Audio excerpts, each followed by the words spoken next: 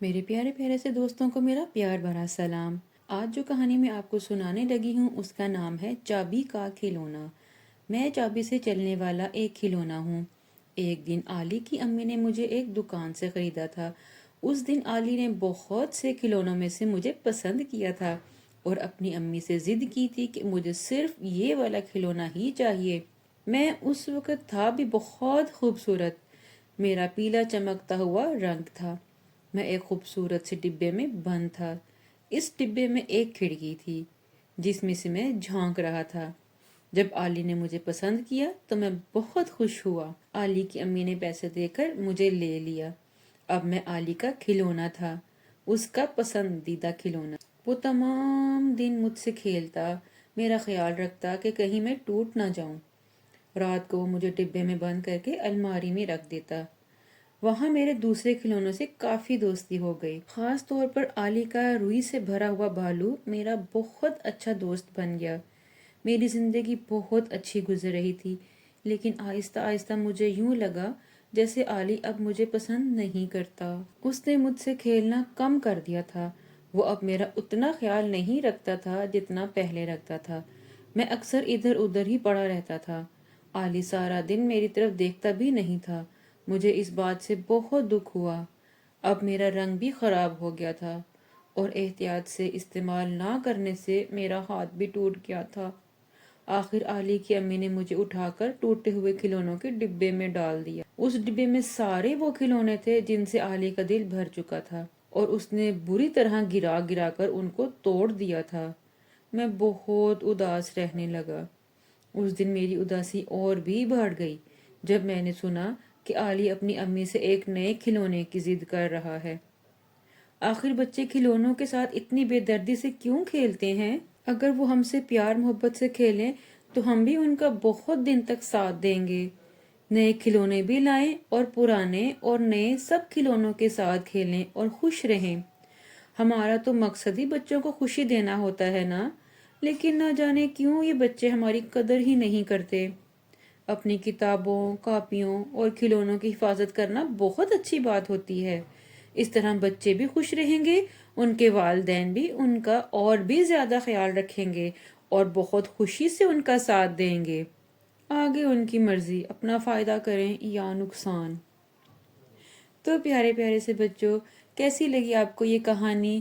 اس سے ہمیں یہ سبق ملتا ہے کہ ہمارے پاس جو بھی چیز ہو جو ہمیں ہمارے والدین لے کر دیں، اس کا بہت ہی زیادہ خیال رکھیں، ان کو ٹوٹنے سے بچائیں اور ان کی حفاظت کریں۔ تو میرے پیارے پیارے سے بچوں، یہ چینل میں نے بالکل نیو بنایا ہے اور اس پر میں بہت ہی مزے مزے کی کہانیاں اپلوڈ کرتی رہوں گی۔ اگر آپ کو کہانیاں پسند ہیں تو جلدی سے چینل کو سبسکرائب کر لیں۔ چلتے ہیں اگلی کہانی کی طرف۔ اگلی کہانی کا عنوان ہے دوستی۔ آج ماریا کی سالگرہ ہے۔ اس نے اپنی سب دوستوں کو اپنے گھر بلایا ہے، لیکن اس کی سب سے اچھی دوست نیدا کی آج ہی اسکول میں اس سے کسی بات پر ناراضگی ہو گئی۔ اب ماریا بہت پریشان تھی کہ نیدا شام کو میری سالگرہ پر بھی نہیں آئے گی۔ ادھر نیدا بھی اپنے گھر میں اداس بیٹھی تھی اور اس تحفے کو غور سے دیکھ رہی تھی جو اس نے ماریا کو دینے کے لیے خریدا تھا۔ نیدا کی امی نے اس سے پوچھا، بیٹا تم ابھی تک تیار نہیں ہوئی؟ تمہیں تو ماریا کے گھر جانا تھا۔ نیدا منہ نیچے کر کے رونے لگی۔ امی ماریا سے میری لڑائی ہو گئی ہے، اب میں اس کے گھر کیسے جاؤں گی؟ نیدا کی امی نے اسے سمجھایا، بیٹا یہ چھوٹی موٹی ناراضگیاں تو ہوتی ہی رہتی ہیں، ان سے دوستی ختم تو نہیں ہو جاتی نا۔ چلو تم اٹھ کر تیار ہو جو، میں تمہیں ماریا کے گھر چھوڑ آتی ہوں۔ اب ماریا صاحبہ کا بھی حال سنیے۔ اس کی ساری دوستیں جمع تھیں، سب ہنس کھیل رہی تھیں، لیکن ماریا کسی کے ساتھ بھی نہیں کھیل رہی تھی اور کسی کھیل میں شامل نہیں ہو رہی تھی۔ کیک کاٹنے کا وقت آ گیا، مگر ماریا کی نظریں دروازے کی طرف ہی تھیں کہ شاید نیدا آ جائے، اور وہی ہوا۔